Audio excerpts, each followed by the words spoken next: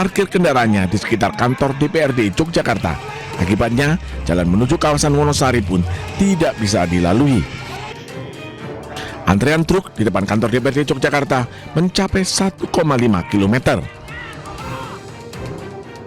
Sementara itu, Kementerian Perhubungan menyebut operasional truk odol merugikan negara sekitar 43 triliun. Padahal nominal ini cukup besar dan bisa digunakan untuk membangun jalan tol. Menko Bidang Infrastruktur dan Pembangunan Kewilayahan Agus Harimurti Yudhoyono menargetkan zero odol pada tahun 2026 nanti. Ingin efisien, ingin murah, tapi mengorbankan keselamatan.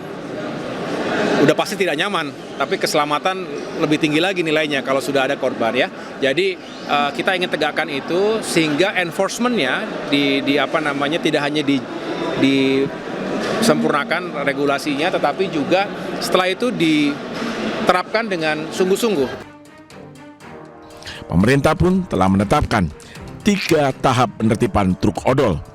Sosialisasi akan dilakukan pada 1 hingga 30 Juni 2025. Sementara itu, tahap peringatan akan dilakukan pada 1 hingga 13 Juli 2025. Truk odol yang kedapatan melanggar akan didata, dipasang stiker, dan mendapatkan surat teguran tertulis. Penegakan hukum akan dilakukan pada tanggal 14 hingga 27 Juli 2025. Pada tahapan ini, truk odol yang melanggar akan mendapatkan sanksi hukum tilang baik online maupun offline. Pemerintah beralasan aturan ini dibuat lantaran maraknya kecelakaan yang melibatkan kendaraan yang melebihi dimensi dan kapasitas.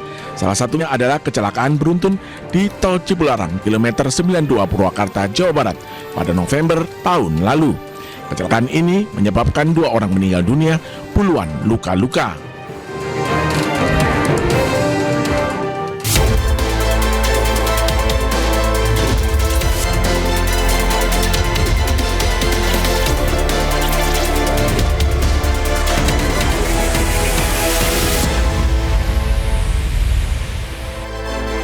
Selamat siang pemirsa, resmikan kawasan ekonomi khusus kesehatan Sanur di Denpasar, Bali. Presiden Prabowo buka-bukaan soal kondisi giginya. Sementara itu Wakil Presiden Gibran Rakabuming Raka berbincang dengan petani kopi di Bondowoso. Dan selain informasi tadi, kami juga akan hadirkan beragam informasi menarik dan terkini terkait kebijakan hingga kegiatan para pemimpin bangsa. Bersama saya Deswita Bionda, inilah Pemimpin Rakyat, Pemimpin Beraksi, Rakyat Awasi.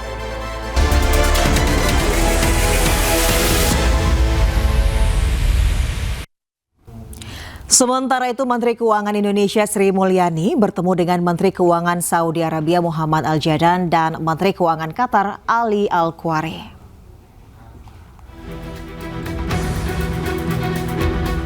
Pertemuan antara ketiga Menteri Keuangan ini berlangsung di sela pertemuan tahunan Asian Infrastructure Investment (AIIB). Ketiganya berbincang mengenai situasi perang yang sedang terjadi di Timur Tengah.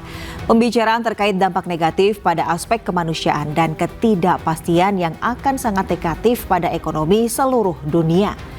Ketiga menteri berharap kondisi di Timur Tengah segera mereda dan mencapai kesepakatan perdamaian untuk kepentingan seluruh umat manusia.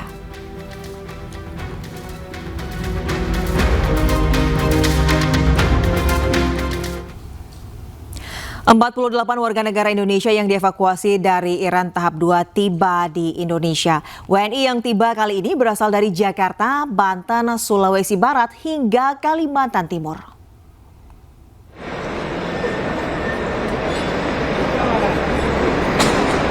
"48 WNI yang dievakuasi dari Iran tiba di Bandara Soekarno-Hatta, Tangerang, Banten. Puluhan WNI ini sebelumnya dievakuasi ke Baku, Azerbaijan menyusul eskalasi konflik yang semakin meningkat di Timur Tengah.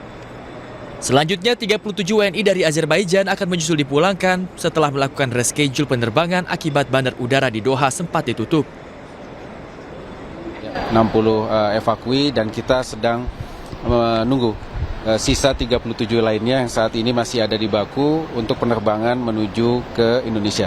Ya, baik menggunakan negara transit di Turki maupun di Doha.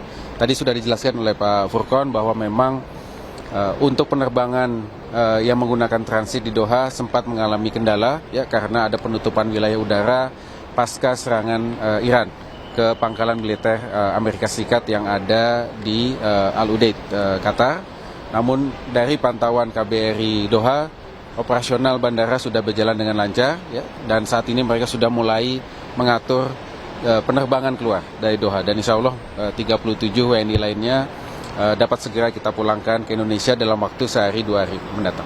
Jadi ada 4 penerbangan ya, pagi, kemudian 2 penerbangan sore dan 1 nanti penerbangan malam. Jadi 49 ini adalah total yang akan kita pulangkan pada hari ini, yang tiba pada hari ini. Presiden Prabowo Subianto meresmikan kawasan ekonomi khusus kesehatan Sanur dan Pasar Bali. Prabowo menyebut kawasan ekonomi khusus kesehatan ini menjadi yang pertama berdiri di Indonesia untuk pelayanan kesehatan bertaraf internasional.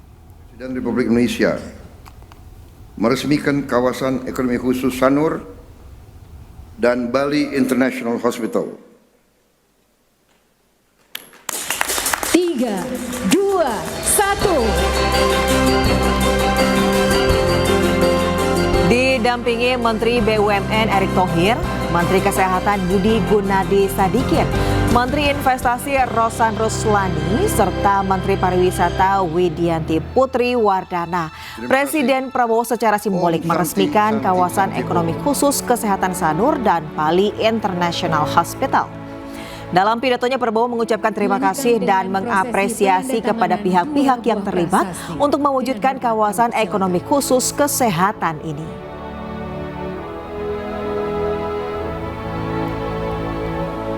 Saya kira ini adalah suatu terobosan yang pertama kali di Republik kita mencanangkan atau membuat suatu kawasan ekonomi khusus yang diperuntukkan untuk pelayanan kesehatan bertaraf dunia, bertaraf internasional. Kita tadi sudah diberitahu bahwa begitu banyak warga negara Indonesia yang mencari pengobatan di luar negeri yang mengakibatkan juga pengeluaran devisa kita yang sangat besar. Dengan inisiatif ini kita bisa memberi pelayanan kesehatan yang tidak kalah dengan yang terbaik di dunia. Karena itu sekali lagi saya menyampaikan penghargaan dan apresiasi saya atas pekerjaan besar ini. Ya, sementara itu Presiden Prabowo membuat pengakuan kalau giginya kurang bagus. Presiden berencana berobat ke rumah sakit diam-diam dengan cara menyamar.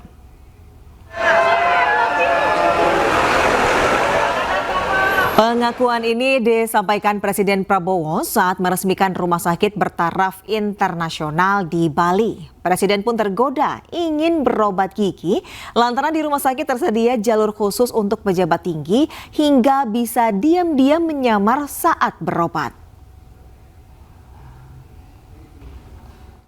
Rumah sakit